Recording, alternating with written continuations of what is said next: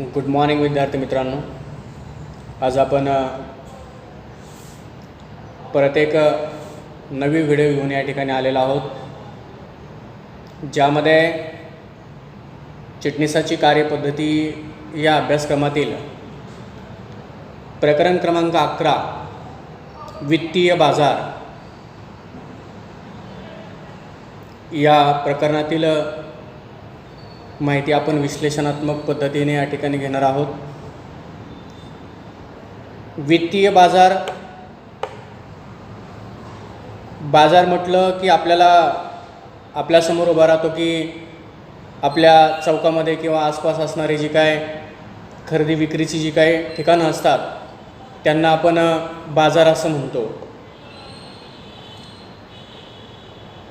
परंतु आपल्याला या ठिकाणी वित्तीय बाजार यामध्ये नेमकं काय असतं त्याची माहिती आपल्याला या ठिकाणी घ्यायची आहे. वित्तला आपण अर्थ किंवा पैसा किंवा मालमत्तेच्या स्वरूपामध्ये आपण त्याकडे पाहतो, आणि म्हणून वित्तीय जो काय बाजार आहे हे असं ठिकाण आहे की ज्या ठिकाणी समाज आणि संघटना हे दोन घटक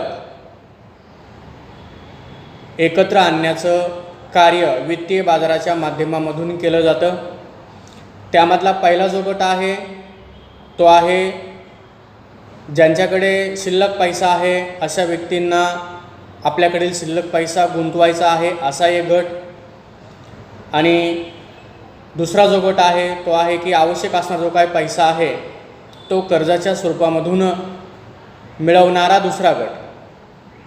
म्हणजे गुंतवणूक करणारा पहिला गट आणि कर्ज मिळवणारा दुसरा गट, अशा दोन गटांना एकत्र आणण्याची भूमिका किंवा जे काही कार्य आहे ते कार्य वित्तीय बाजाराच्या माध्यमामधून पार पाडलं जातं का. आणि म्हणून वित्तीय जो काय भाग बाजार आहे या बाजारामध्ये व्यक्ती, समाज, संघटना, कुटुंब इत्यादीकडील जो काय अतिरिक्त निधी आहे तो ज्यांना गुंतवण्याची इच्छा आहे असा जो काय गट असतो त्या गटांना गुंतवणूकदार असं म्हटलं जातं. तर ज्यांना निधीची आवश्यकता आहे असा जो गट आहे त्या गटाला कर्जदार असं म्हटलं जातं. गुंतवणूकदार अशा कर्जदारांना वित्तीय बाजाराच्या माध्यमामधून निधी पुरवठा करण्याचं कार्य करतात. आणि म्हणून गुंतवणूकदार आणि कर्जदार यांना एकत्र आणण्याचं जे काय कार्य आहे ते वित्तीय बाजाराच्या माध्यमामधून केलं जातं. आणि म्हणून वित्तीय बाजार हे एक असं ठिकाण आहे की ज्या ठिकाणी समाज, संघटना, कुटुंब, सरकार यांना एकत्र आणण्याचं कार्य या बाजाराच्या माध्यमामधून केलं जातं. आणि म्हणून आपल्याला त्याची व्याख्या किंवा जो काय अर्थ आहे तो समजून घ्यायचा आहे. ज्या ठिकाणी समाज आणि संघटना यांना कर्ज घ्यायचे आहे आणि ज्या व्यक्तींना शिल्लक रक्कम गुंतवायची आहे असे व्यक्ती ज्या ठिकाणी एकत्र येतात त्या ठिकाणाला वित्तीय बाजार असं म्हटलं जातं. परत एकदा सांगतो, ज्या ठिकाणी समाज किंवा संघटना यांना कर्ज घ्यायचं आहे आणि ज्या व्यक्तींना भांडवलाची आवश्यकता आहे असे व्यक्ती एकत्र आणण्याचं जे काही ठिकाण असतं त्या ठिकाणाला वित्तीय बाजार असं म्हटलं जातं. आणि म्हणून वित्तीय जो काय बाजार आहे तो बाजार गुंतवणूकदाराकडील जो काय निधी आहे तो निधी गोळा करून तो निधी विविध व्यवसाय संघटनांना उपलब्ध करून देण्याचं कार्य करतो. आणि हे जे काय कार्य आहे ते कार्य भांडवल बाजार आणि नाणे बाजार या दोन बाजाराच्या माध्यमामधून पार पाडत असतो. जो भांडवल बाजार आहे तो भांडवल बाजार व्यवसायासाठी आवश्यक असणारं दीर्घकालीन स्वरूपाचं भाग भांडवल उपलब्ध करून देतो. तर अल्प आणि मध्यम स्वरूपाच्या भांडवलाची गरज पूर्ण करण्याचे काय कार्य आहे ते कार्य नाणे बाजाराच्या माध्यमामधून पार पाडलं जातं. आणि म्हणून अशा पद्धतीने जो काय वित्तीय बाजार आहे तो बाजार नाणे बाजार आणि भांडवल बाजार या दोन बाजाराच्या माध्यमामधून आर्थिक जी काय देवाणघेवाण आहे, खरेदी विक्रीची काय प्रक्रिया आहे ती प्रक्रिया पार पाडण्याचं कार्य करत असतो.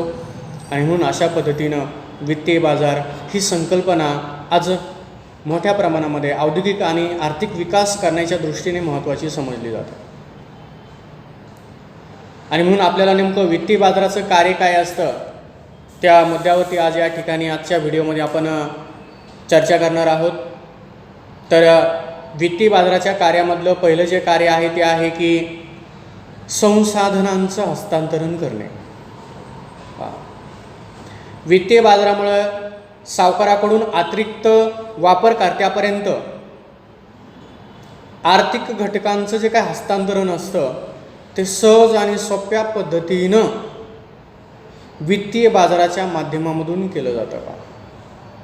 म्हणजे आवश्यक असणारे जे काही आर्थिक संसाधने असतात किंवा जी काही साधने असतात त्यांचं हस्तांतरण आर्थिक घटकापर्यंत करण्याचे काही कार्य आहे ते कार्य या वित्तीय बाजाराच्या माध्यमामधून केलं जातं.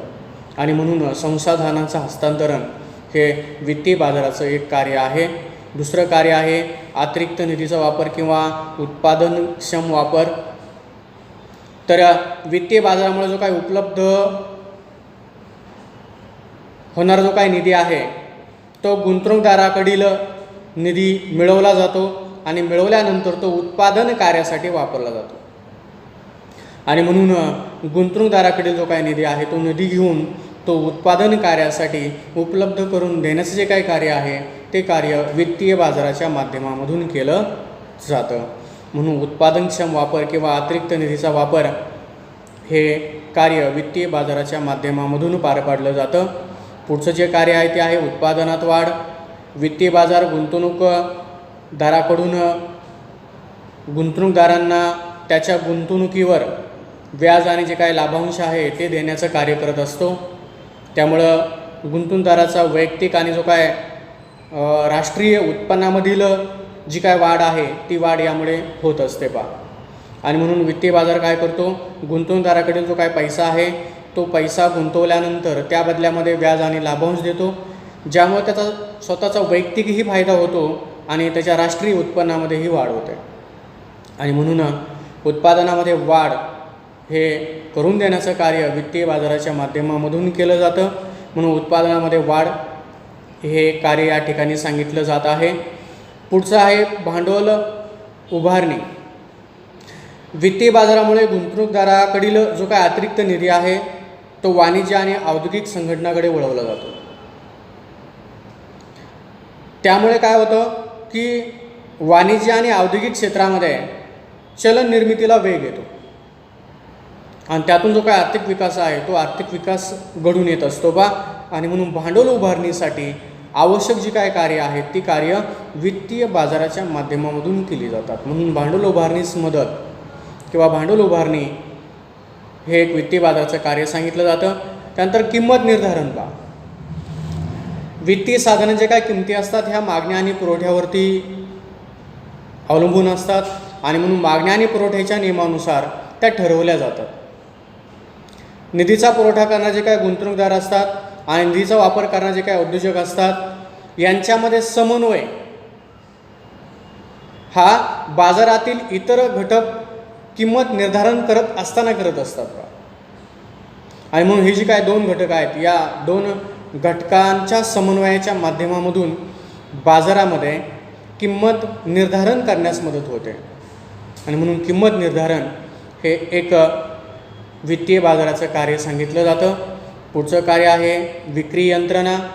आर्थिक बाजारपेठ गुंतवणूकदारांसाठी आर्थिक जी काय मालमत्ता असते ती विक्री करण्याची एक यंत्रणा तयार करते जी मालमत्तेच्या माध्यमामध्ये किंवा मालमत्तेला तरलता उपलब्ध करून देते. आणि ही जी काय तरलता असते ती बाजारपेठेच्या माध्यमामधून मिळत असते. आणि म्हणून आर्थिक जी काय बाजारपेठ आहे या बाजारपेठेमध्ये गुंतवणूकदारासाठी जी काय आर्थिक मालमत्तेच्या विक्रीसाठी जी काय यंत्रणा आहे ती तयार करून देण्याचं कार्य वित्तीय बाजाराच्या माध्यमामधून केलं जातं. आणि म्हणून आर्थिक यंत्रणा हे एक वित्तीय बाजाराचं कार्य सांगितलं जातं. त्यानंतर पुढचं कार्य आहे की वित्तीय निधीस गतिशीलता प्राप्त करून देणं किंवा निधीस गतिशीलता. गुंतवणूकदाराने बचत केलेला जो काय पैसा आहे तो व्यवसायामध्ये गुंतवणूक करणं आवश्यक असतं. वित्तीय बाजार गुंतवणूकदाराला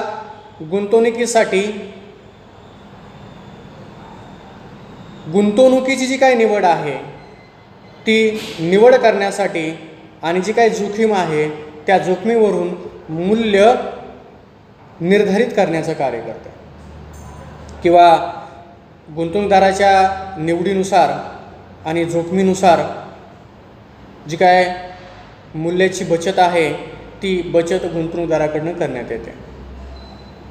त्यामुळे निधी योग्य ठिकाणी गुंतवून अर्थव्यवस्था जी काही तेजीमध्ये आणण्यात येते ती तेजीमध्ये आणण्यात जे काय कार्य असतं ते कार्य या वित्तीय बाजाराच्या माध्यमातून केलं जातं. म्हणून निधीला गतिशीलता प्राप्त करून देण्याची भूमिका वित्तीय बाजाराच्या माध्यमामधून पार पाडली जाते. त्यानंतर पुढचा मुद्दा आहे की तरलता प्राप्त करून देणं.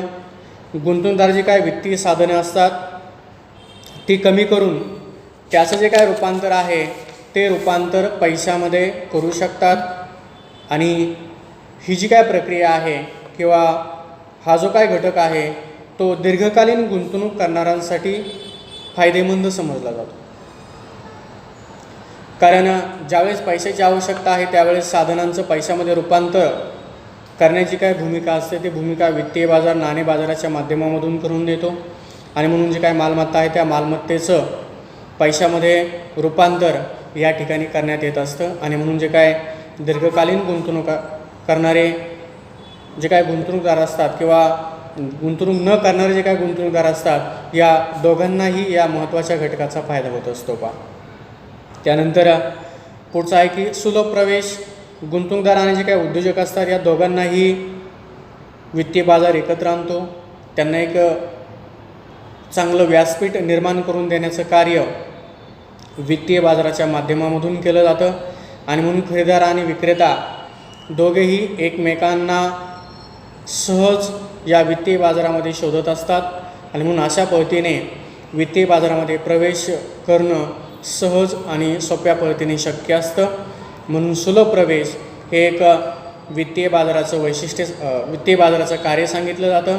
आणि शेवटचं जे कार्य आहे ते आहे की औद्योगिक विकास. बचत केलेल्या पैशाचं भांडवलात रूपांतर करून देण्याचं कार्य हे वित्तीय बाजार करतं, ज्यामुळे आर्थिक विकास होण्यास महत्त्व होतं.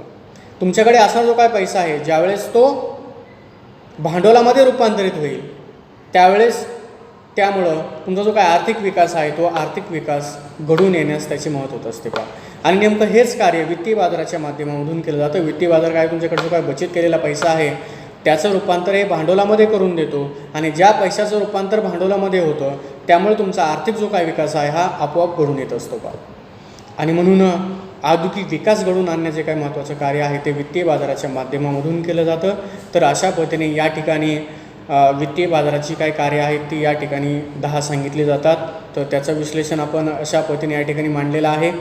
याचा जर एखादा मुद्दा किंवा एखादा जर पॉईंट तुम्हाला समजला नसेल तर त्यासाठी आपण पुढील जो काय येणारा व्हिडिओ आहे त्या व्हिडिओचा तुम्ही संदर्भ या ठिकाणी घेऊ शकतात.